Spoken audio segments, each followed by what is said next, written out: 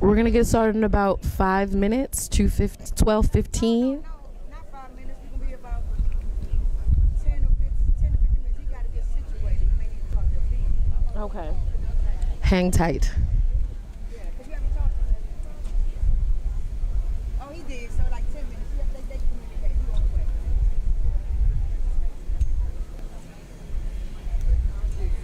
Oh, you actually been in? Yeah, you actually did. You look good in there?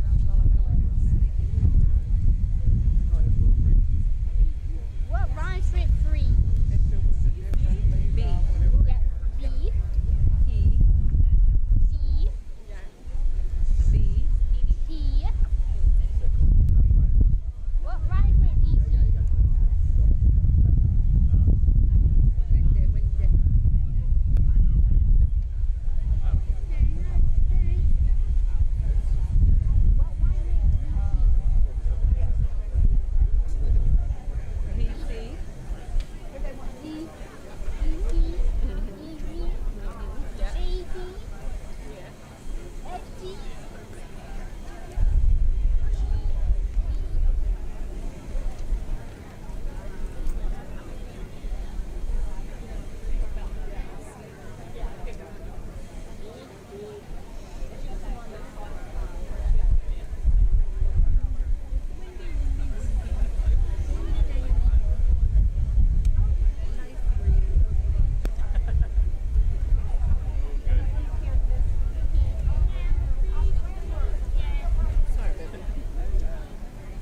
Dragon is weak to dragon.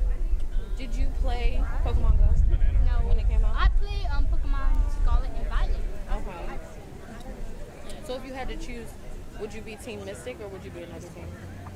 What's Team Mystic? Team Mystic is the blue team for like water Pokemon. I chose that one. But then there's also, there's a red one for the fire Pokemon. Oh, actually, let me show you something. I think you'll like this a whole lot.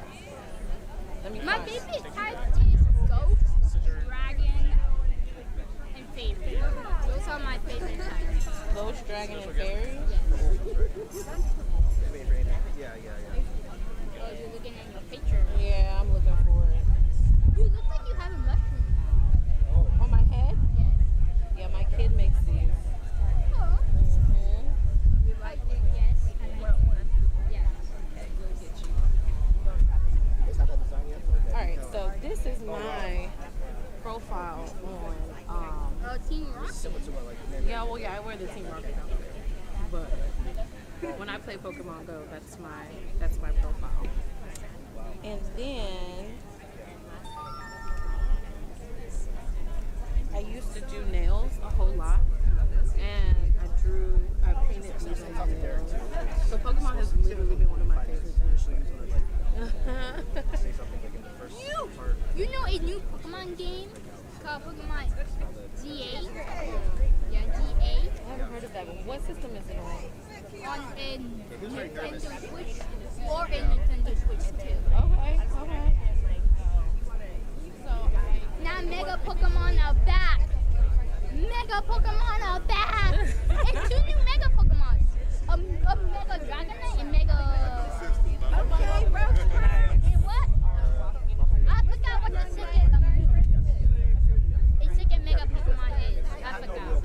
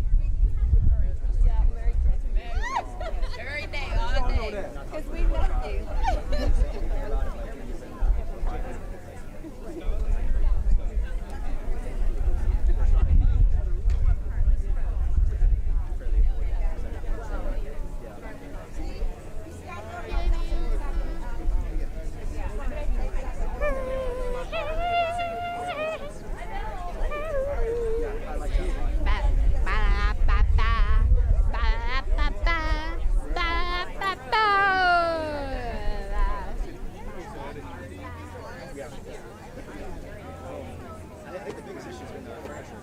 Back to school, like we just didn't have You okay?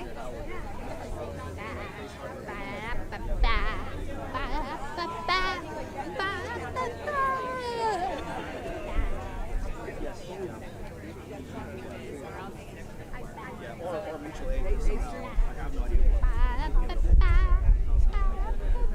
Like by Monday. Just a barter system. 2 or 3 weeks ago.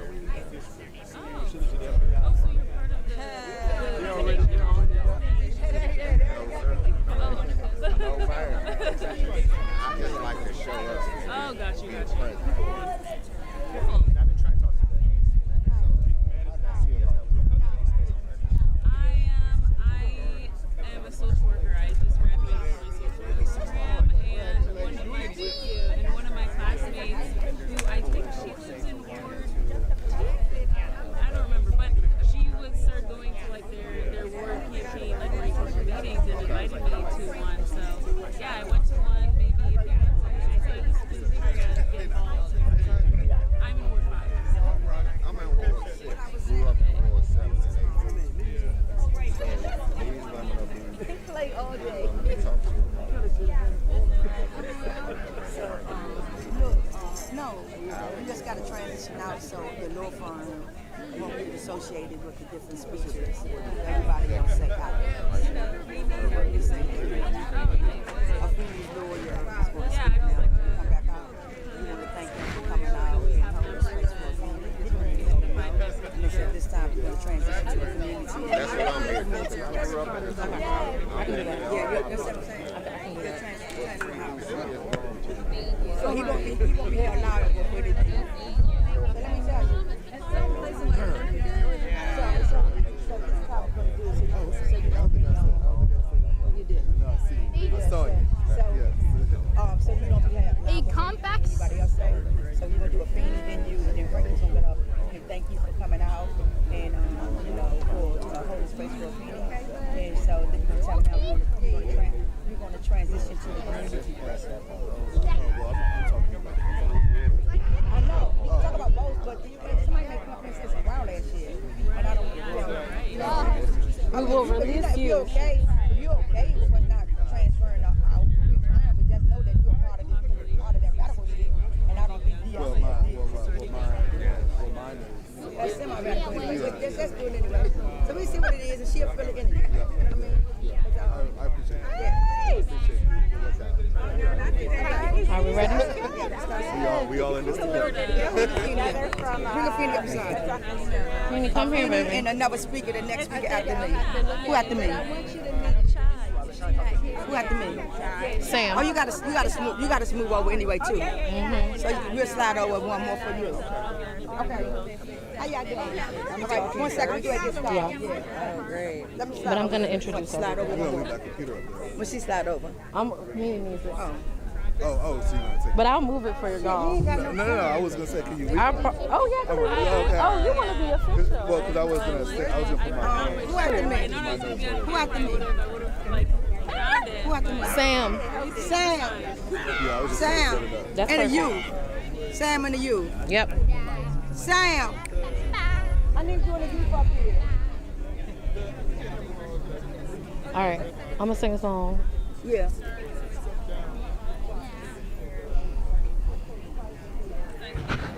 Can y'all get on that side? Because when Frankie's Something hype? Mama?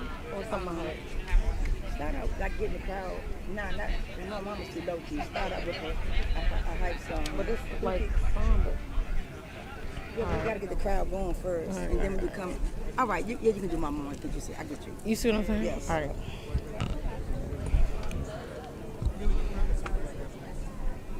You know who keep us safe from my check to start. Who keep us safe? We keep us safe. Who keep us safe? We keep us safe. Who keep us safe? We keep us safe.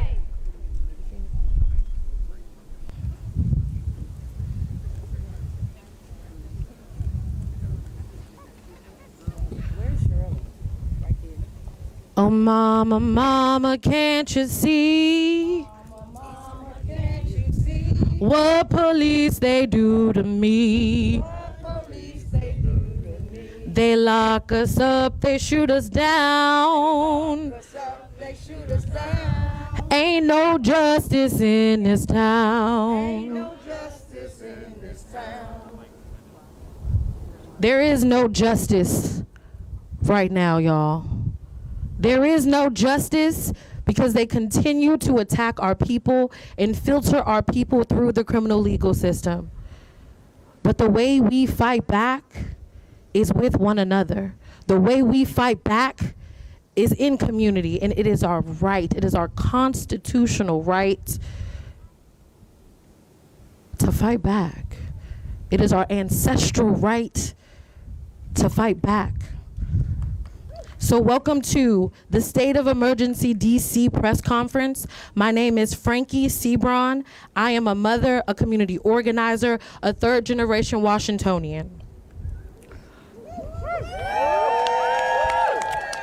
Native Washingtonians, Harriet's Wildest Dreams, Free DC, and community leaders have called this press conference to address the ongoing state of emergency in DC. As federal forces escalate repression in the district, MPD continues to brutalize residents without impunity, most recently assaulting our community member and organizer and friend, Afeni Evans. And to that we say shame. And to that we say shame. Shame. With the increase of arrests, we have seen a spike in the courts, leading to hundreds of people being seen in arraignment court. And that's why we're outside of these courts today. Our courts are already overburdened. The DC system cannot sustain this influx. We call not only on community leaders, but our elected officials to stand with us as we continue to fight to protect home rule. Today, we will address the consequences of federalization of DC, amongst other things, and uplift the voices of youth and community advocates fighting for safety, self-determination in Black and brown neighborhoods. But just like we are fighting in the street, we're going to fight in the courts. Protecting Black youth should never be considered a crime. The violence that occurred against our loved one and comrade Afeni is unimaginable. And to that we say shame. Shame. And we will not stand idly by and let these police officers, these murderers, these racists, these fascists continue to brutalize our people without consequence. This is what fascism looks like, and Afeni is here to tell her story.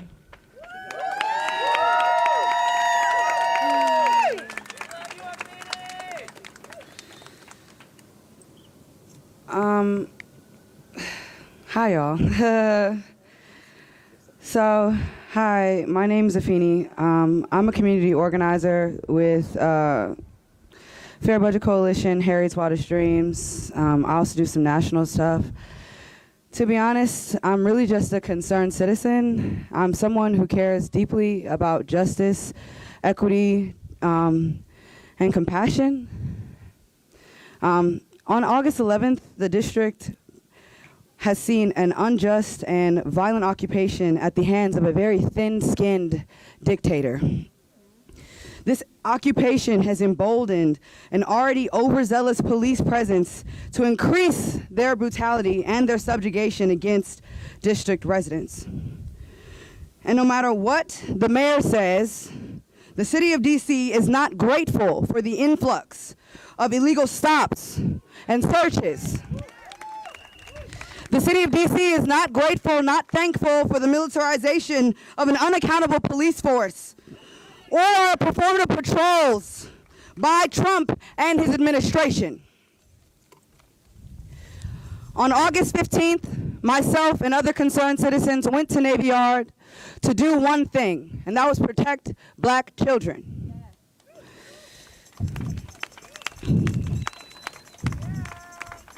We informed our youth of the curfew that was being implemented in the city. We walked them home We walk them to the metros or safely to their guardians.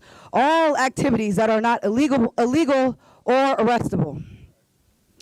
As we began to wrap up our night, we witnessed 3 young boys being stopped by Metro Transit police at the turnstile. And as we filmed this interaction, I was singled out.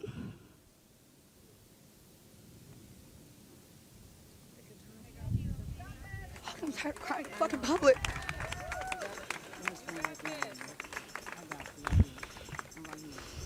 I'm sorry, y'all. I don't like to cry in public. It's really not a thing for me. So, like, I'm just, yeah.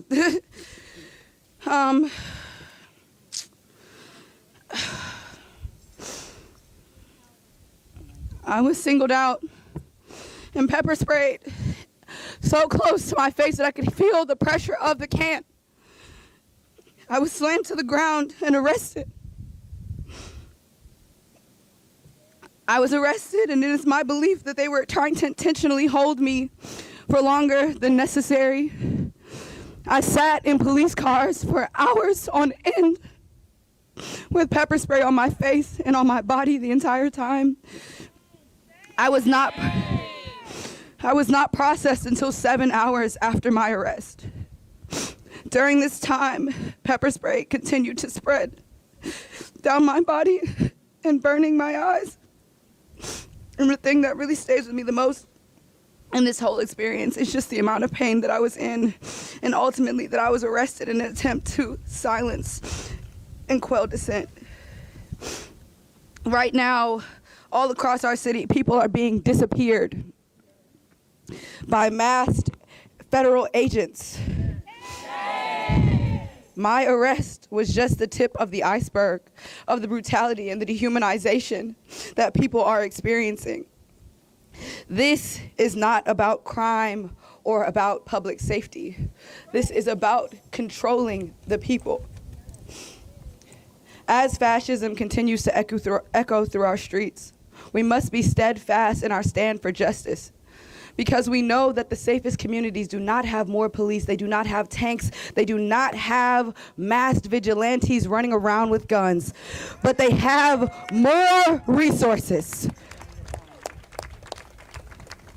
They have more resources, and the safest communities have compassion, humanity, and love at the center. Now the president is threatening to take over other Black-led cities all over our country. And it is important that we know that it is our right to dissent. It is our right to film the police, and it is not illegal to hurt their feelings. Because in this moment, we are the saviors that we have been looking for. And more than ever, we need to use our bodies, our voices, and our resources to protect each other. Because our mayor has decided that she is going to be a part of, be an active participant in the brutality and the occupation of our city. And we have decided that we are going to be an active participant in making sure that we are going to do everything in our power to hold our line and get our city back. Thank you.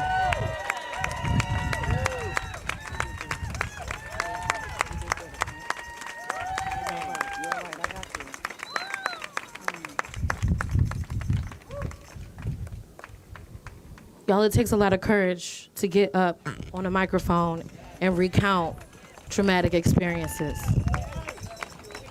We love Afeni. We love you. We love you. We love you. We love you. We love you. We love you. We love you. We love you. We love you. We love you.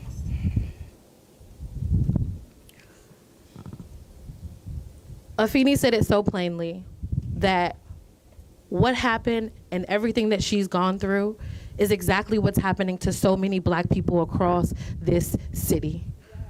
Our lockup lists are in the hundreds.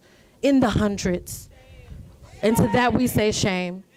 Which is why we are out here, and when I say we're going to fight in the street and we're going to fight in the court, I mean that. Because the same violence that starts in the streets continues into these courtrooms, and it is up to us. It is up to us to be there for our folks, and that's why we're here today. We're going to provide wraparound jail and court support for everybody who comes out of that building today. Until the last one leaves.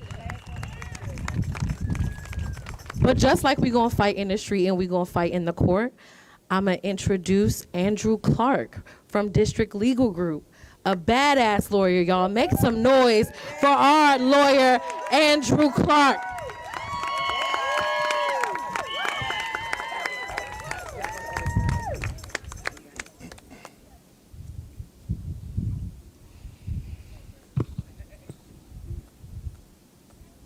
We are facing a state of emergency. We are facing a state of emergency. People are being involuntarily taken from their homes simply because of where they were born. Activists like Afeni are being arrested for protecting other people's constitutional rights, including hers. We must protect the First Amendment. A $60 fine should not lead to an arrest. What Afeni was doing on that day did not deserve the brutality that she faced as a result. And when I went into that lockup and I saw her eyes burning, her spirit was not broken. Our spirit cannot be broken. Free DC. Free DC. Free DC. Free DC. We are facing a state of crisis because as the district faces unprecedented financial hardship, businesses are closing, there are checkpoints to enter the city. And where are these checkpoints situated? For people coming from Prince George's County. We need DC leadership to not want to fit in, but to stand up and show out. This is not a reflection of the people of the community. What the mayor is talking about is not a reflection of what we want. The people want the cessation of the military in the district. Free DC. Free DC. Free DC. Free DC. Our young daughters and sons should not be exposed to AR-15s and mass law enforcement individuals in their neighborhood and in their routes to school. Our citizens should not be so scared of police encounter that they shutter themselves inside. We need a free DC. Free DC. Free DC. Free DC. Oh, I love the way that sounds. But we need to make sure that our politicians are being held accountable. Because we can march as much as we want, but we need their help because they're the ones creating the laws. More arrests do not keep us safe. Today, the judges, prosecutors, and defense attorneys are going to have to face 106 arrestees from over the weekend. And less than a quarter were violent offenses. And we question whether during those arrests, the Constitution was upheld. We have mass officers running around knocking people off of bikes. We have people at checkpoints being pulled over for minor things and then being disappeared. And for that, they should be shameful. We all have a job to do, I get it. We all need a paycheck. But are you going to be on the wrong side of history, or are you going to be on the right side of history? We should not be afraid to call the police for fear that we will become the target. You cannot police a community by force. I don't think the people in the back heard me. I said, you cannot police a community by force. Do more police lead to safer neighborhoods? No. Do more police lead to safer neighborhoods? No. All right. Well, let me give you some facts here. Prior to the National Guard, DC saw its sharpest decline in crime in 30 years. 30 years. At the same time, DC MPD saw its lowest numbers since the 1970s. More police do not keep us safe. And it is not MPD that's keeping us safe. Because who keeps us safe? We keep us safe. Who keeps us safe? We keep us safe. With organizations like Harriet's Wildest Dreams, Free DC, Life After Release, and the Fair Budget Coalition, Black Lives Matter, the community has a voice and the community has heroes. Free DC! Free DC! Free DC! Free DC! We need more resources invested in our community, more schools, better quality housing, and we need to prepare our children and our citizens for the new job market. We cannot focus on these projects while being occupied by a military that doesn't even understand our neighborhoods. We have come too far just to come this far. Now we are facing a test of resiliency, but we've been here before. Our fortitude as a people have been tested, and every time we rise up and overcome. And as I look out and I see the diversity of the races represented here, I know that we are all on the right side of history. And that we will be remembered for standing up for what's right and just, even when it doesn't always affect us directly. So I leave y'all with this. Do you want to be free? Or do you want to be at home on the couch, not caring about anything? This is a call for not just the people of DC, but for cities all across the United States. Because what's happening here is a test. And if you follow this blueprint, if you follow what these organizations are doing, when they come to your city, they will not stay. Free DC! Free DC! Free DC! Free DC! Thank you.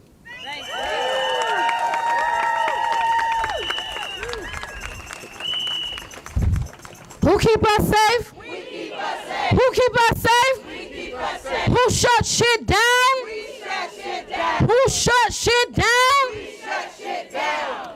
I want to invite our executive director and fearless leader of Harriet's Wildest Dreams to the mic. This work is continuous, right, Nene? This work is continuous. You see that shit? Make it big. There you go, baby. Make it bigger. Make it bigger. All right. Now we rolling. It is our duty to fight for our freedom. It is our duty to fight for our freedom. It is our duty to win. It is our duty to win. We must love one another. We must love one another. We must support one another. We must support. We must protect one another. We must protect one another. We have nothing to lose but our chains. We have nothing to lose but our chains. And its occupation. We have nothing to lose but our chains. We have nothing to lose but our chains. As my program manager, Frankie, spoke, that Nene Teller, the executive director and co-founder of Harriet's Wildest Dreams. I'm also the co-founder of Free DC with my co-founders, Kelsey Adams and Kaya and Alex Dodd. Free DC. Free DC. We're not free till all of us get free. Trump forces have occupied DC for three weeks now. He has done so in spite of the will of the people of DC and without the support of the people across the country. Almost daily, he intensifies the occupation with provocation, making it crystal clear that this was never about crime. It has always been about control, testing the extent of his power and reach in D.C. in order to expand the use of forces across the country. I want to be clear on that. D.C.'s status as a territory without the rights and protection of a state made the city an early, easy target in Trump's experiment in authoritarianism. Though the temporary power to take over our police department was his entry point, he quickly moved to primarily use the federal forces, expanding their powers, arming them into our communities, especially seeking to take away our constitutional rights, criminalizing more of our actions, taking over key places in the city, and experiment with new specialized forces, built specifically to deploy our cities and crush dissent. I want y'all to be clear on what he's doing. Move me up, Frankie. Y'all, I'm tired. Sick and tired of being sick and tired. But this work is continuous. We will not stand idle while our people, our communities used as his testing ground.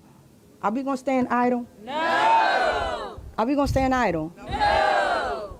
I'm checking. For the people in the back, are we going to stand idle? No! It is black and brown people of this city who are paying the price. I appreciate the white people to use our privilege, but it's black and brown people that's paying this price right now. We are the people who's being targeted, kidnapped, brutalized, interrogated, intimidated. It is our black youth who are being harassed, attacked, with no choice but to face military forces while they just trying to go to school. It is unhoused neighbors who are having their precious belongings destroyed, penalized simply for trying to stay alive in a city where survival for the safety is getting harder and harder every day. It is our loved ones with immigrator status who are being stolen off the street and disappeared into the system. This occupation is costing the federal government $1 million a day. If those millions were poured into the city, instead, we could get homeless people into safe houses. We could fund the community programs that are real solutions to end crime. We could fund the community program that the real causes of DC's 30-year low crime that actually can decrease and make everybody be free. At Harriet's Wildest Dreams, it is our duty to keep fighting. We're going to do this by political educating our people, court watching, participatory defense, our loved ones that have legal cases. We got you.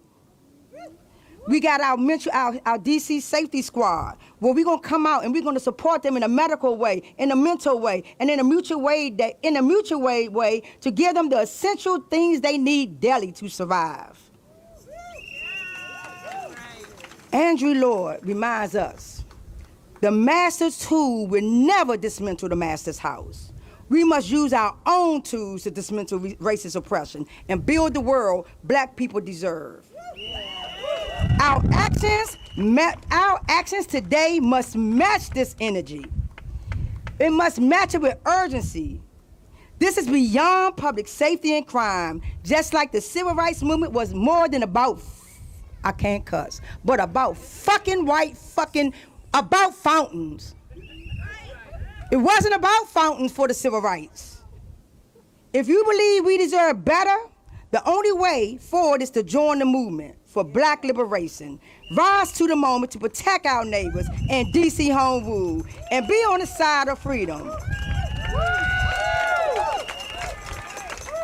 Our demands, we need to end the occupation now. Yeah! Remove all the Trumps, all the troops, and expand federal forces from our streets. Yeah! Drop all the charges made against the people in D.C. during this unjust occupation. Yeah! Save DC Home Rule. It is essential that the hard-fought wins for independent power within the district, like much of the 1974 District of Columbia Home Rule Act, which gives DC residents the power to elect our own city leaders, be protected at all costs.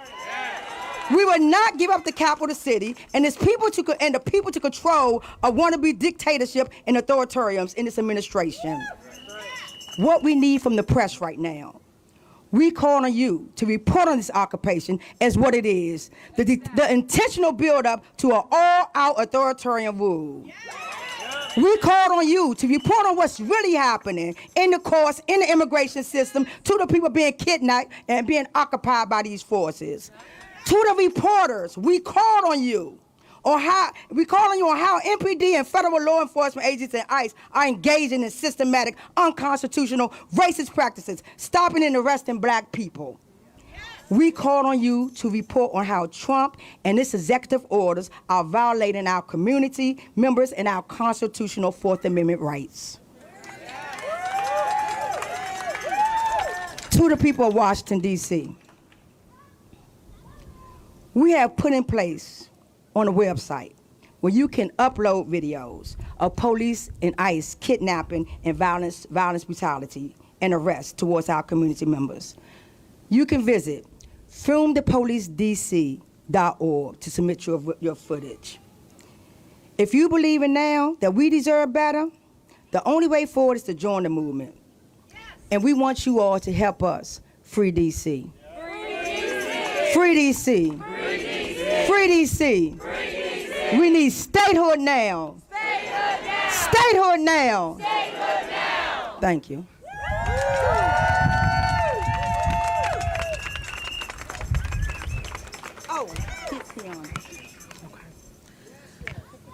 We who believe in justice cannot rest.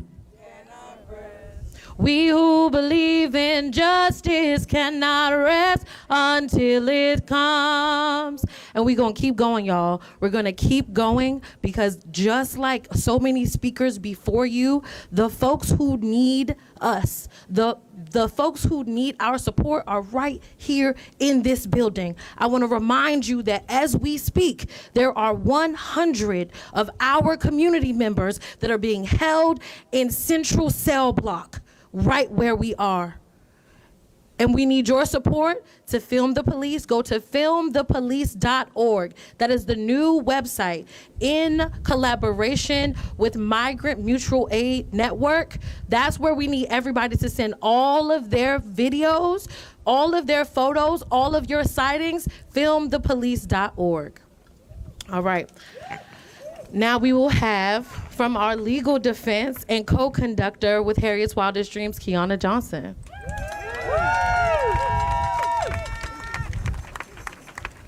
Who keep us safe? We keep us safe. Who keep us safe? We keep us safe. Absolutely. So part of the ways that we keep each other safe here at Harriet's Wildest Dreams is that we watch the courts, right?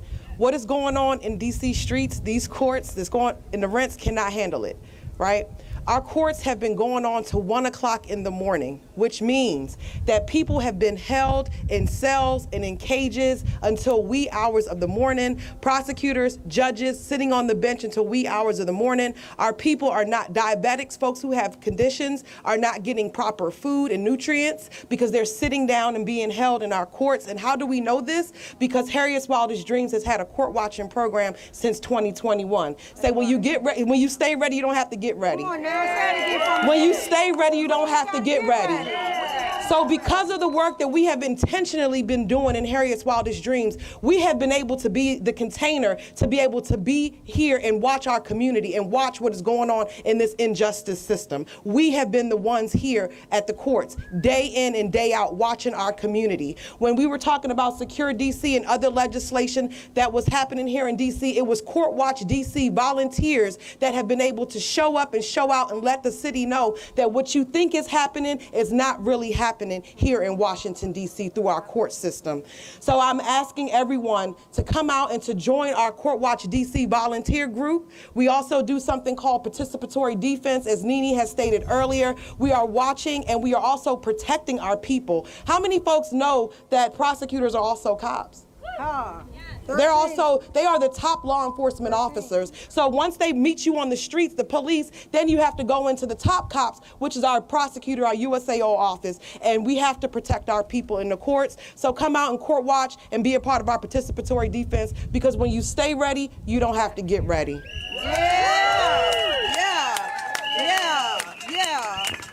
Yeah, stay ready so you ain't got to get ready. Say free DC. Free DC. Say free DC. Free DC. Say free DC. Free DC. And how are we gonna do that? We're gonna be court watching. We're gonna be filming the police. We're gonna be good upstanders for our neighbors. We're gonna get involved. We're gonna be active. We're gonna be collective. Because for popular resistance to work, we all have to be doing it. We all have to be doing it. So if you know somebody that's at home right now and that they can be dropping off donations, we need water, we need snacks, we need fruit, we need all those. We are here until the last person leaves. And 1 a.m. last week, 1 a.m. people were being released from this building. So somebody call somebody so we can get some supplies and we can support the people of DC. It is our duty. It is our duty. Next up, we will have our wonderful Sam, who is the Ward 8 Free DC organizer, to tell us about youth voices. Hey, y'all. I am Sam Davis. I use she, they pronouns. I'm the founder of Black Swan Academy and organizer with Free DC. Shout it out. I'm representing community activists, mothers, parents, caregivers, young people, youth organizations all throughout this city when we are now making a message directly to Mayor Bowser and our local elected officials. Earlier this week, we heard Mayor Bowser make remarks that suggested that she was not in solidarity with DC residents. Shame. Mayor Bowser has turned her back on our community once again. The Trump administration is enacting harm and violence on our neighbors in our city through heightened police presence and legislative overhauls that infringe on our rights. These policies and attempted takeover further criminalize Black, brown, migrant, unhoused, queer, and youth bodies. Mayor Bowser is now complicit. Mayor Bowser is now complicit with the occupation and the violence that we are experiencing and has absolved herself to represent the will of the people. DC is our home. Yes. These are our streets. Yes. We stand in solidarity with young people of this city who are put most at risk by these acts of violence. This is what they have named will keep them safe. We know that DC deserves autonomy, dignity, radical investments in our social services. We deserve thriving communities without the fear of over-policing or incarceration. We deserve to be free. Repeat after me, we deserve to be free. We deserve to be free. And we call on our local elected officials to take a harm reduction approach. There are things that we can do. There are steps that we can make, and silence is not an option.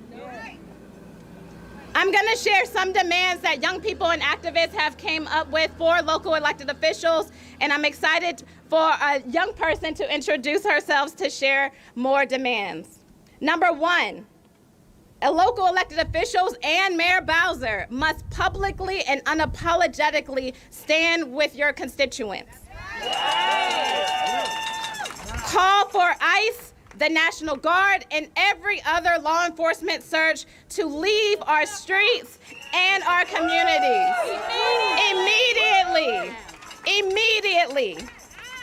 Require all law enforcement agents to be unmasked and to identify themselves. That includes local MPD. Ban all ICE, National Guard, and federal agents enforcements from schools, places of worship, doctors, offices, child care facilities, and other protected places immediately. And cease any expansion of local MPD power, including enacting new curfew or drug-free zones immediately. What we know is in this moment, any and all expansion of local law enforcement power is also an expansion of federal power. We cannot have it. And Mayor Bowser, join everyone else in advocating and lobbying to reinstate the entire $1 billion cut from our city's budget immediately. We need those funds. We need those funds to meet the ongoing social and economic needs of our communities. Let's give it up for Naima, y'all. Hello, my name is Naima. My pronouns are she, her. I'm a current 10th grader, and today I'm going to be representing DC Girls Coalition. Here are our demands. Require schools to adapt and enforce safety protocols in response to law enforcement surge. With the surge in law enforcement, it is imperative that schools enforce safety protocols. If we say we value education, then as the city, we're obligated to protect our students. Stop displacing our unhoused. The government will do anything and everything to stray away from helping people in need. Trump has made it clear that he will continue to attack our unhoused neighbors. So local government, we need you to use every tool in your toolbox to keep our unhoused safe. We need to expand availability to Kids Ride free cards and invest in reliable and safe transportation for youth. All youth should have access to Kids Ride free cards. Schools should have more and enough Kids Ride free cards to disseminate to DC public libraries and to disseminate to all students. And for no reason should a young person be engaged by law enforcement if they do not have their Kids Ride free card on them. Our goal in this moment and in every moment is to reduce the police and youth encounters to prevent anything from happening. We need to protect our sanctuary city status. DC is meant to be a sanctuary city, and almost every day you hear or see a story of another mother, father, grandmother, sister, or uncle taken away. These people are being kidnapped and carted away. The rise in deportation has come with a disgusting and unprecedented racial profiling, discrimination, and abuse. To those carried away, longing for their families that they've built here on this stolen land. We must ban ICE and federal agents from spaces that are intended to be safe. As a young person in DC, I should be able to walk my streets and feel safe. With this surge in ICE members and federal agents, it is very, very important that Black and brown kids feel safe. We are citizens of DC, and we should be allowed to exist in our own neighborhoods. We also need to provide mental health and housing support citywide. Your mental health and housing are of the utmost importance when you're a living and breathing being. We can't say we want to keep our city safe and then neglect and not invest in basic necessities for our people. Provide access to safe spaces for youth on the nights and weekends. With the recent enforcement of the curfew for youth under the age of 18, youth needs more spaces provided for them where they can grow, feel safe, and foster different relationships. Youth being outside has always been seen as a disturbance or as dangerous. But some can't go home. Some need safe spaces where they can live and have fun. Let us be kids. Revoking the phone ban in school is also very important. Especially now, anything can happen to us. And as young people, our families need to reach us immediately. Lastly, we need to hold local police accountable.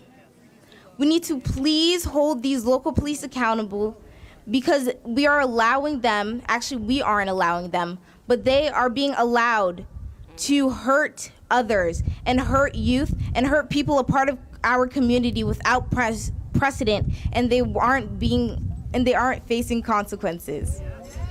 Thank you. We know, oh, I love that.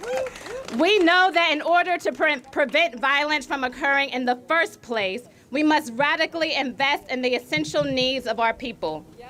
We must provide housing to our unhoused and not displace them. We must heal our communities, not criminalize them. And we must love our youth. All of our youth, not harm them. These are our demands. These are our demands. Mayor Bowser, stand with your constituents. Stand on the side of what is just and what is right for once. We want to enact some transformative leadership that we believe we need today, so I'm going to do a call and response and invite all of you all to join us. Power! Power! Transformation! Transformation! And miracles! And miracles! We want it! We want it! We need it! We need it! We got to have it! We got to have it! Right now! Right now! Right now! Right now! Right now! Right now! Peace, y'all. So now we're going to call up my co-founder, Kaya, from Free DC Project. And then after we hear from Free DC Project, we're going to take questions from the media for Afeni and an attorney, or if anybody who have spoken at that time. And then we will come back and hear more from impacted community members. Kaya. Thank you. So we have heard some stories of incredible brutality here that have been happening at the hands of this wannabe dictator, and now with the mayor's complicity. We have heard the voices of young people who are being harmed. We've heard what our demands are for liberation, for a free DC. And I want to talk a little bit right now about how we're going to get there together.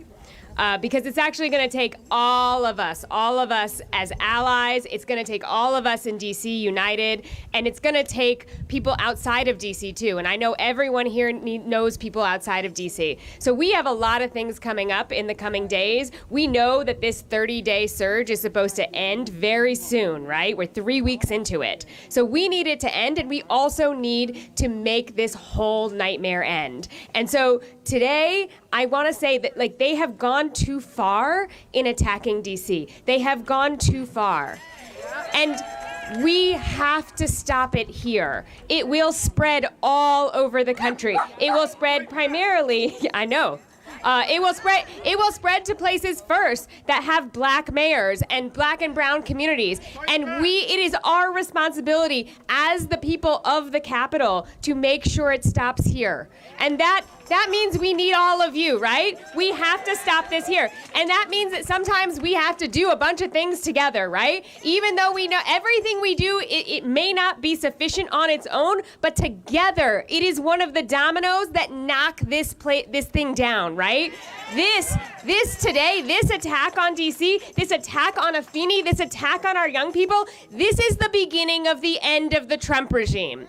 That is what we are experiencing. And it's going to be that because that is what we are going to make it, right? So I need everybody here to show up. Show up for Court Watch. I need you to show up on September 4th this week when we go visit Congress, right? Every member of Congress needs to hear that all of us are unified. DC is united in saying we do not want this occupation. It must end. Not only do we not want this occupation, but we demand a free DC. Free DC. And so we need free DC.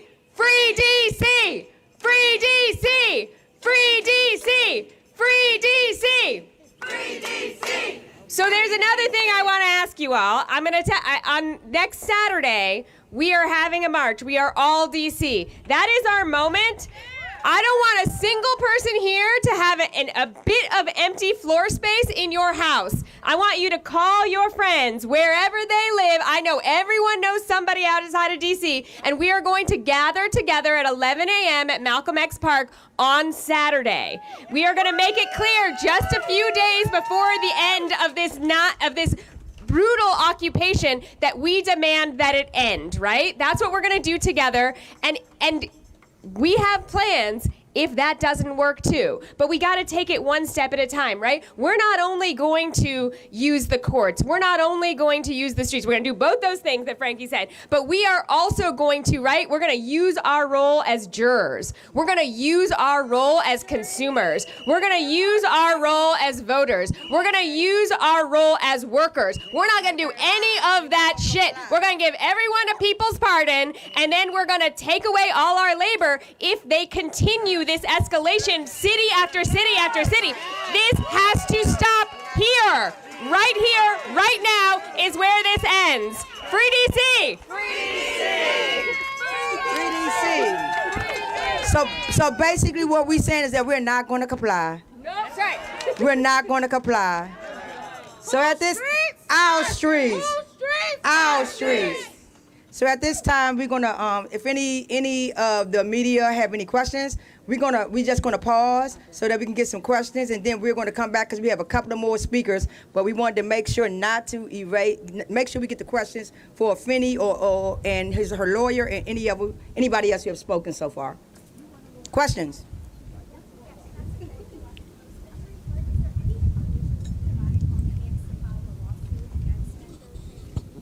Yes, we're looking at every legal remedy that we have, including filing a lawsuit. As you know, the transit police is not part of Metropolitan Police, so they have different procedures that we plan to follow to get justice for Afeni. Justice for Afeni! Justice for Afeni! Justice for Afeni! Justice for Afeni!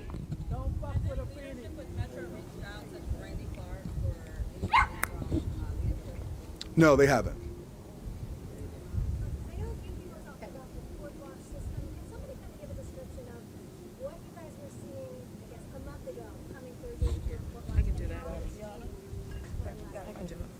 Yeah, so on a typical day, we would usually see about 40 to 60 folks being held and going through arraignment. For the last 2 Mondays, these lists have been, and when I say list, I mean people. There are people behind every single number. It's been in the hundreds. Last week it was 140. The week before that it was around 125. This week already, and there's only been one list released so far, there's already 105 people on that list. We expect to see more people today. Prosecutors are asking to do things illegal. Come on, go ahead. Let's be clear that the prosecutors and the judges are here, like I said, till 1 a.m., but the prosecutors are also asking for illegal things to be done, unconstitutional things to be done inside of the courtrooms. And so the judges are like, what is going on here? So we weren't seeing that before. Talking about the B holds and A holds, the different types of holds that are allowed to be done under law. And because of the ending in cash bail, the executive order that was signed, that has really impacted our courts. And so now prosecutors are asking for outrageous, outlandish things to be done that just aren't constitutional. Any other questions? Yes. What is the Congressional Black Caucus position on this issue of DC takeover? And will there be any actions? I can tell. So transparency, we haven't heard from them. Sorry, y'all. Any more questions? Any reaction to President Trump's tweet earlier about Mayor Bowser, and saying that crime has been brought down to virtually nothing, and saying that this has been a giant victory? I'm sorry, can you repeat that? Any reaction to President Trump's tweet earlier saying that the federal surge has been a giant victory, and he praised Mayor Bowser, saying that it's a giant victory and crime is down to virtually nothing. Be careful. So, I heard what they said. So, what I will say is this. Mayor Bowser has continuously showed us that she is more concerned with trying to anticipatorily comply with the Trump administration in order to protect her own power. Am I surprised that Donald Trump is now praising Mayor Bowser after she has already tried to strip sanctuary city status through the budget? No. Am I surprised that after she stripped worker protections away from people, that after meeting with the Republicans and they asked her to do that, she did that through the budget and the city council helped her do that? Am I surprised that they are interfering with this Commander Stadium deal, $2.2 billion in land value and public money? After the Republicans said and Donald Trump said that they wanted to see that stadium through, not only Mayor Bowser changed their tune, but the whole city council did as well. So am I surprised, or what is my reaction to Donald Trump saying, good job, Mayor Bowser? I think that's exactly the reaction she wanted. Good job, Mayor Bowser, you're a fascist too. And I want to be clear. I want to be clear with Mayor Bowser and the city council that you only got it's only two choices in this. That's to resist or concede. With the orange man, it's no winning with him. Every time we give him something, he moves the bar. So we either going to resist like we're doing and get on our team, or just concede and let the people fight. Do we believe people have been personally targeted? Yes. Absolutely, and as I say to that, it's like I ask the media, report the truth. They're not up in Georgetown, they're not at GW, they're at Howard. And if you all don't think these college students at Georgetown and GW are not outside drinking illegally, you're mistaken. They're just not in their parts of the city. They're choosing to be in the marginalized black communities, right? So yeah, clap, clap, clap the surge because they're not in your communities. Any more questions? In that same posting by President Trump, he ended it by saying, quote, "This never has to end." What do you think of that? Dictator. We say it will end. It will end. Whose streets? Our streets. Whose streets? Our streets. Whose city? Our city. Whose city? Our city. He better do the history on DC. Any more questions? Yeah, Trump has said he's caring about crime, but 3 times now wanted war criminal Benjamin Netanyahu has come and met with him. Damn. Do you have a message about his crimes and how people should be standing up to him? What I will say is, we do not negotiate with terrorists. That's what they keep telling us. And continuously, we see that Benjamin Netanyahu, the government of Israel, and many members of Congress have decided that they will continue to negotiate with the terrorist government of Israel. They will continue to be complicit in war crimes. And are we surprised that the current war criminal is talking to the past war criminal? Probably not. U.S. Israel. U.S. Israel. From D.C. to Palestine. From D.C., from Palestine. Occupation is a crime. Occupation is a crime. That's our official stance. Any more questions before we go to the next speaker? Chuck. There have been a lot of cop watch efforts all around the city. Can you give a couple examples of those that have been effective, some tactics that have worked to get ICE out or get FPD out or National Guard? So I want to say the same thing as Harriet's Wildest Dreams been doing this work since 2021 when we started. And so a lot of people are just up in the uproar like, oh my God, oh my God, oh my God. We playing chess while everybody play checkers. And so with that being said, same thing with Free DC.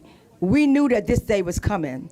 So unlike everybody else, we were planning already for him to make this move because we playing chess and not checkers. And with that being said, as we have a campaign where we have all 8 wards, the volunteers of that ward have actually started rapid response teams in each ward.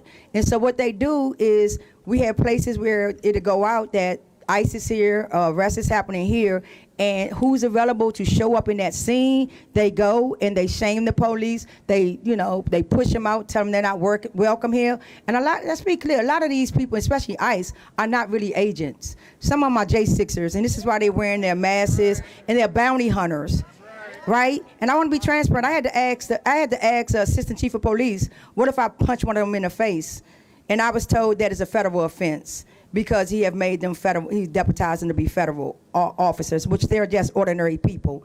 And they're literally violent. They're running over people and just out of control. So we tell the mayor and the council to get on the side of the people and get them out of our city. Before I go to jail. Before we go to jail. We trying. Are we trying, y'all? Are we trying? Are we trying? Okay, we trying. You trying. One more question. One more question. We'll close this portion. Good. All right, y'all can ask, maybe come back. Let's just get our other speakers. And what I'm going to call out now is Floyd Diego. He's one of the community violence interrupters who actually working with youth and actually in the streets. Like you just said, things that should be invest in resources that actually prevent crime and not react to crime like cops. And this is like programs like Floyd that need to be invested into instead of the police.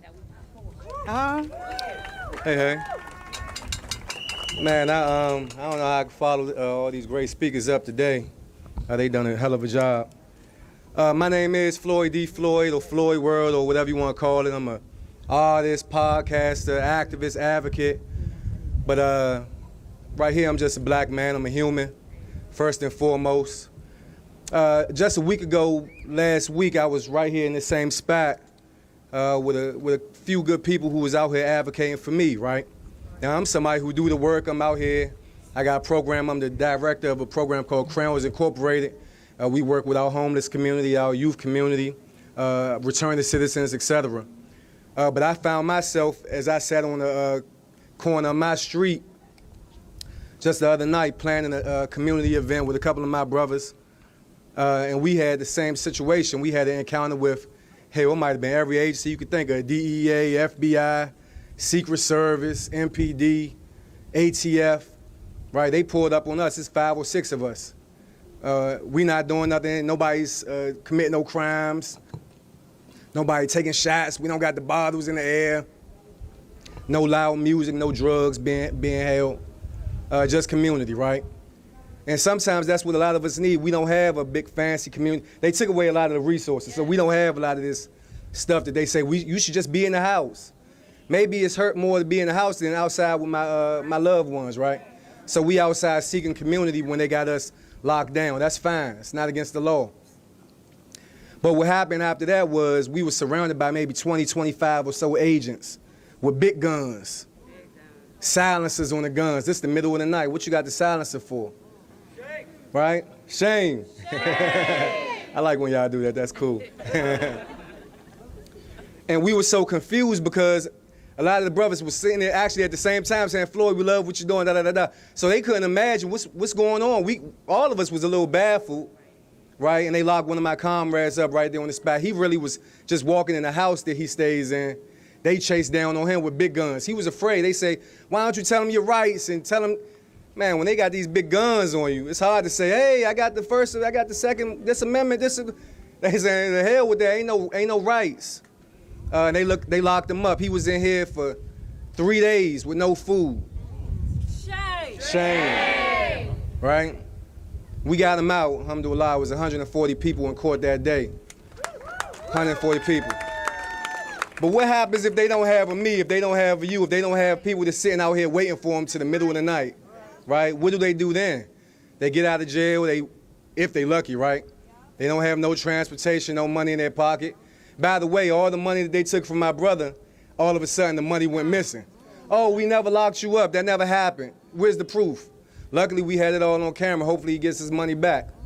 But this is happening all over, right? It's not just in my neighborhood, this, that, and the third. And let me just say this. Yeah, crime is down 30%. I got a bunch of notes I was going to say, but God's talking to me now. Crime is down 30% and all of that, but it's another side of this river that a lot of us don't go to. Right, and these babies are getting slaughtered. Our seniors are dying somewhere in some house somewhere, right?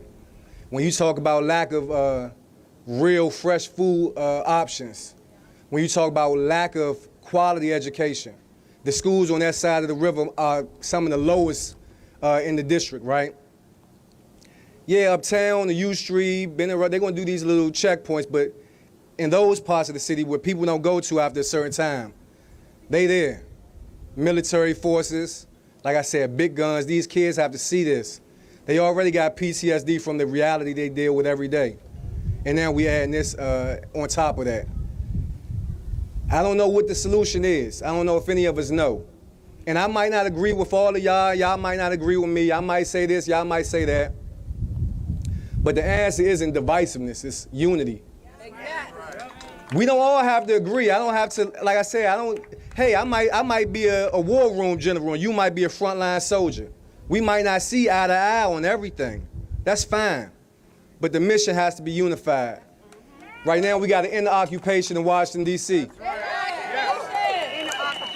And I know some of y'all feel safe because y'all live in PG County, Mo County, but just know they there too. They there too. They was on Suitland Road, Branch Avenue. That's in PG County. They was up in Silver Spring. That's in Mo County.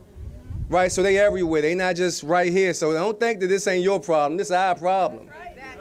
When it was Gaza, it wasn't your problem, huh? When it was the Sudan, it wasn't your problem. When it was the Congo, it wasn't your problem. But now it's right here at our doorstep, and it's all of our problem. Hell of a job to the organizers and the speakers today. Salute. We're not free till all of us are free. We're not free until all of us are free. And so right now I want to call up APAGOG as another organization that's been doing this work in D.C. Since like 2015. Like I said, our work is continuous. We didn't start this work yesterday. And so while everybody panicking, we've been doing this work. April?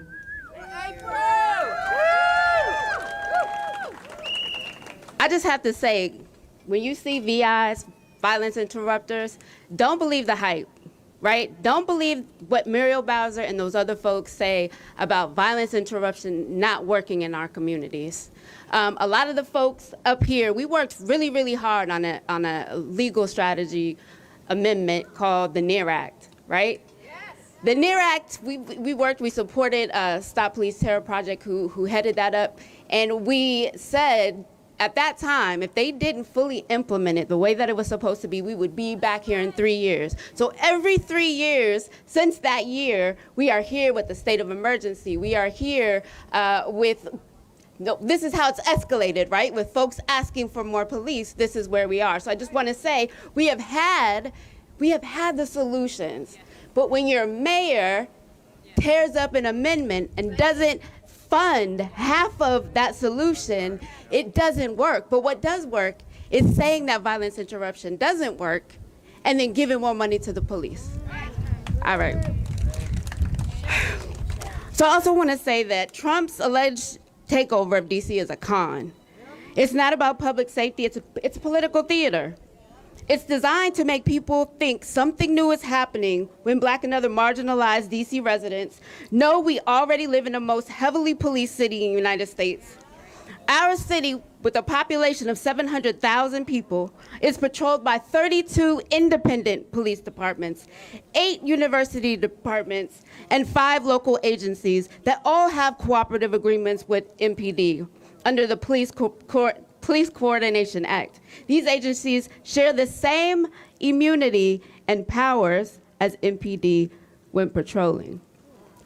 Federal police have shared arrest powers and street-level joint operations in our neighborhoods with MPD for decades. They're simply emboldened now, shielded by near total hyper-immunity, and excitedly encouraged to be more public with their abuse, more brutal, and omnipresent than ever before.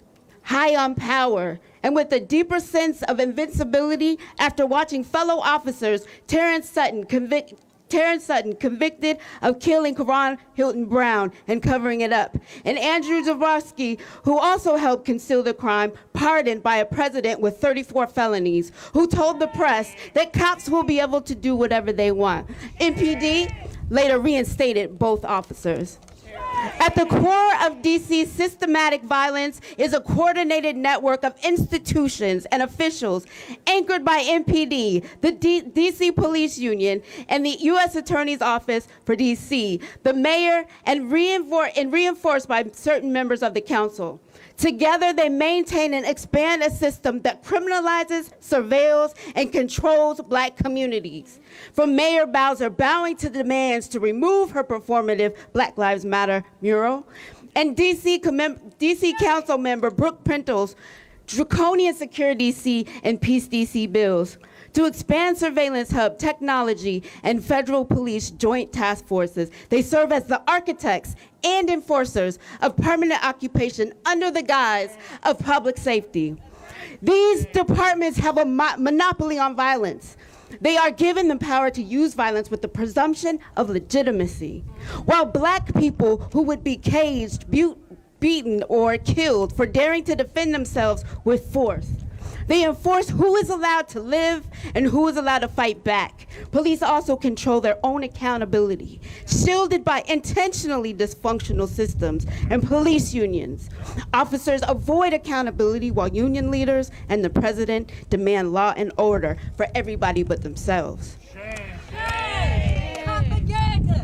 Greg Pemberton, chair of the DC Police Union, has long aligned with far-right politics.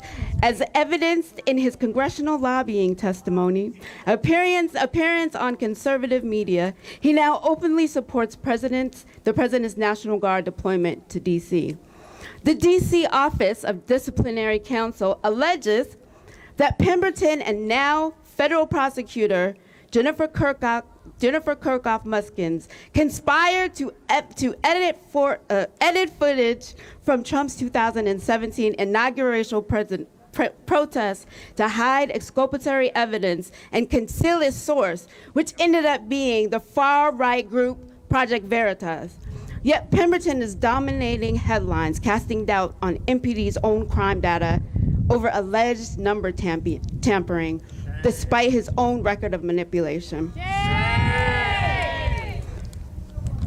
And I just want to end by saying we refuse to live in fear. We move in power. Self-determination and safety means rejecting the state's definition of protection. Policing, surveillance, and militarized occupation are not about keeping us safe, they're about controlling us.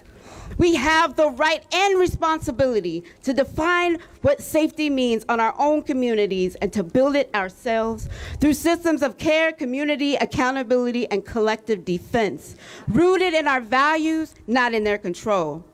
Real safety comes from our people, not from the state. We want and deserve safe, healthy, and thriving communities. We are rooted in the strength of our ancestors, whose blood soaks this land, now known as DC, formerly called Natchitoches, in the unceded ancestral homelands of the Piscataway people.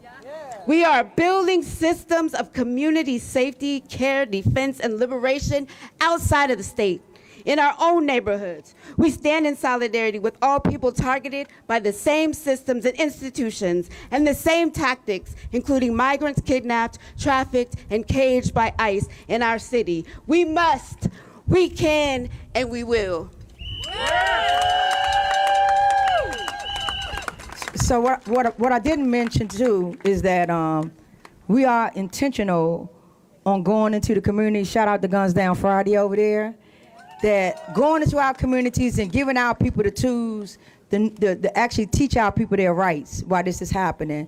Because it's not about that they're getting crime down. It's about community keeping community members safe, where we're going to let them know, because they're not educating them on what's going on and why it's going on. So we're going into the trenches of our neighborhoods, telling them their rights and letting them know what this authoritarianism and fascism country looks like right now in DC, this occupation. So it's our duty to actually let people know what rights they have right now, even if we're living in an unjust, unconstitutional time. At the end of the day, when we finish watching these courts and protecting our people and participatory defense, we're going to win. Because when we fight, we what? When we fight, we what? And we don't care how many people you lock up, we coming to get our people. We coming to get our people. And so with that, also we want y'all to know that we can't do this alone. We can't do this alone because DC is not a state.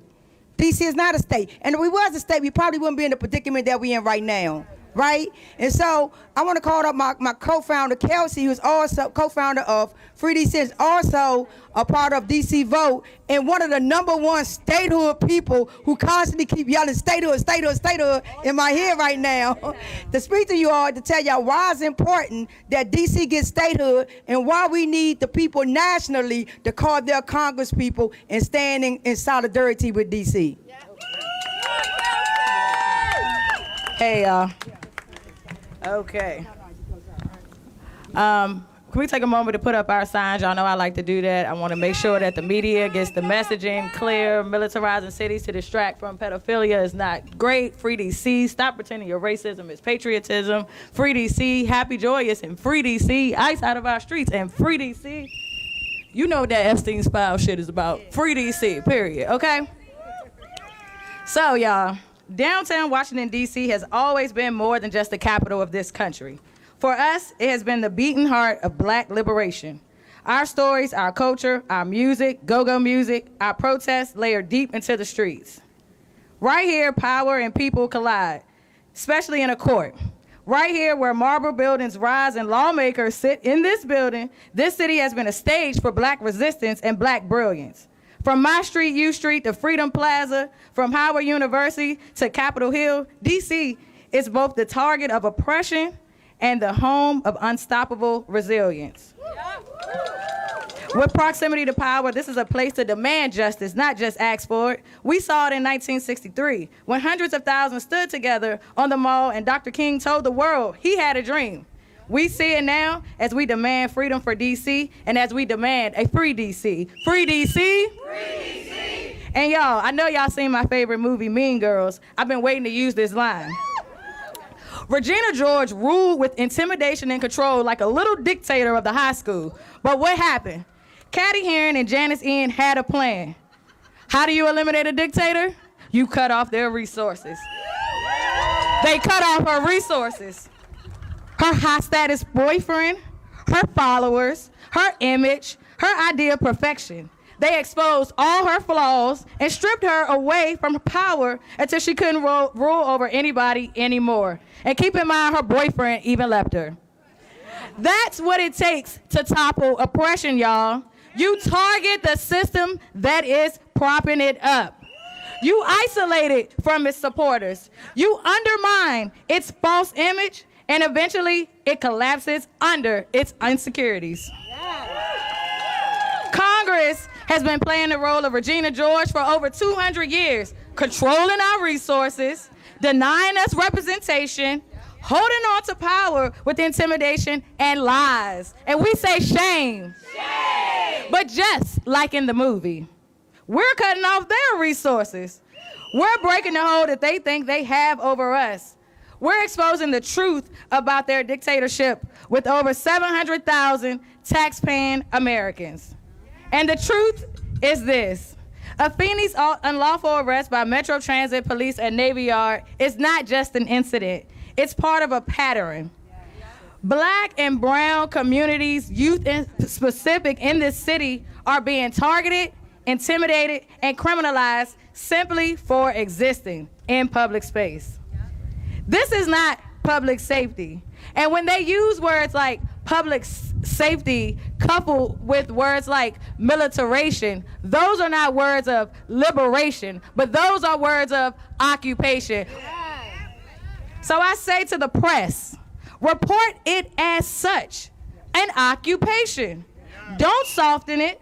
Don't blur the lines. Don't make vague headlines. Call it what it is. Undemocratic occupation of Washington, D.C. One more time. This is an undemocratic occupation of Washington, D.C. And let me be clear, the media must do better. I might not be a celebrity, but my voice will expand and keep going until the occupation is ended. Stop downplaying. Stop stop overlooking, stop ignoring the takeover of Washington, D.C.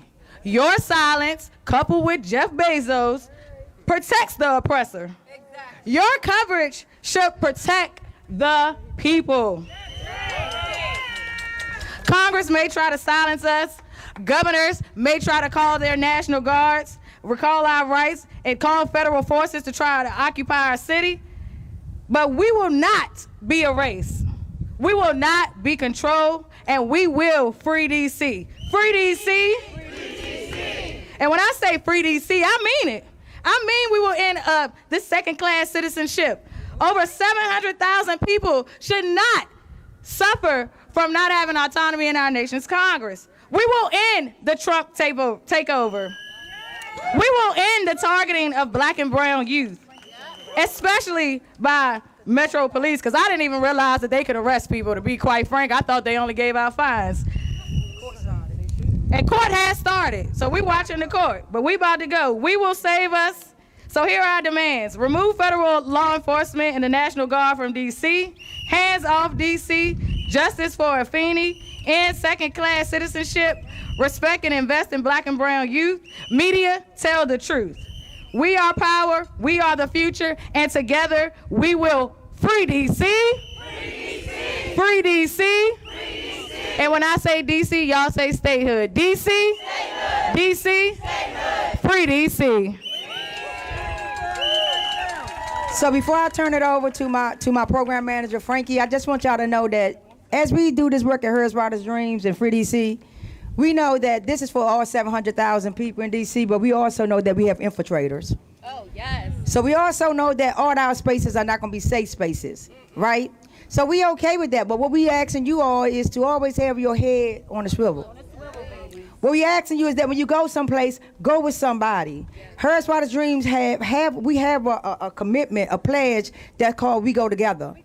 We go together because this stuff, infiltration didn't start with this occupation. Infiltration started back in the civil rights movement in COINTELPRO, right? So even in this space, right today, who's people that's standing right beside us, it's infiltration. Yes. We're not new to this work. We true to this work, especially here at Harriet's Wildest Dreams.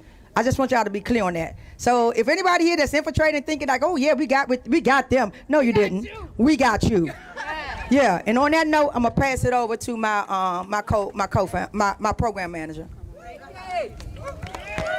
Free DC. Who keep us safe? We keep us safe. I said free DC. Who keep us safe? It is up to us to keep each other safe, y'all. So I have some action items for people here today. First, we're gonna watch the courts. The courts is the new front line. I need you to get court watch trained. It's 1:37. That means arraignment court has just begun. That means people are going before a judge. 90% of the people who go before judges in DC are black. And to that we say shame. Our people are being filtered and funneled. It starts with the police, but it continues in the courts. The courts are the new front line, y'all. I need y'all to get trained up. Next, we're going to film the police. Film the police. Film the police. Film the police. You're gonna go to filmthepolicedc.org. filmthepolicedc.org, and you're going to report any and all sightings, any agencies. We got HSI, we got FBI, we got Transit Police, 32 independent policing agencies. Y'all, this is occupation. And it's up to us to stand up and fight back. Next, we're gonna show up to Congress. Next week, you're going to get connected with freedcproject.org. If you don't live in DC, you're gonna go to freedcproject.org/allies, and you're gonna call your Congress people. I don't care if you're tired of calling, you're gonna call again. You're gonna call until your finger fall off, because it's gonna take all of us to get to freedom. We're gonna keep us safe. Trump can't have our city. He can't have it. He can't have it. He can't have our communities, y'all. Free DC, I appreciate y'all for being here. We're going to hear a song by Miss Lucy, because shout out Miss Lucy, y'all. Because in order to have joyful movements are infused with song and culture. Y'all get plugged in. There's so much work to do. Thank you, Frankie. Thank you, Frankie. Look at here, people, won't you listen to me? Don't you try to find a home down in Washington, D.C., 'cause it's a bourgeois town. Bourgeois town. It's a bourgeois town. It's a bourgeois town. I got the bourgeois blues. I'm gonna spread the news all around. Me and Martha, we went all over town. Everywhere we went, the folks were turning us down, 'cause it's a bourgeois town. It's a bourgeois town. It's a bourgeois town. It's a bourgeois town. I got the bourgeois blues. I'm gonna spread the news all around.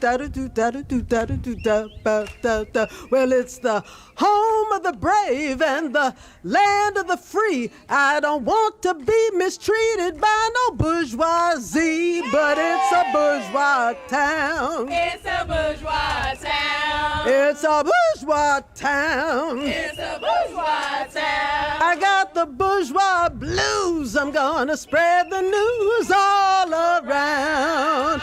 And for the things that I cannot say publicly and be transmitted on the public airwaves.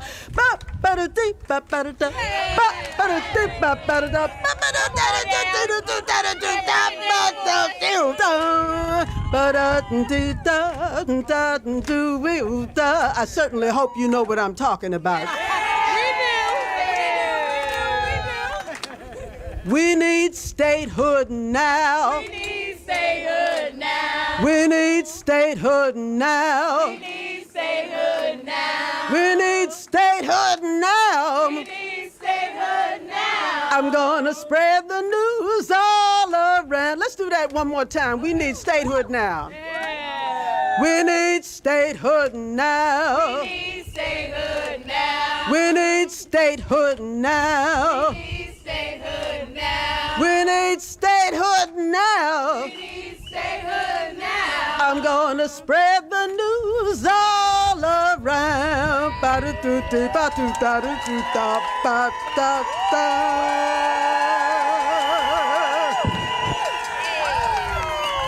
Thank you. Every time, girl, do it. All right, y'all. Let's get to some freedom watching. Yes.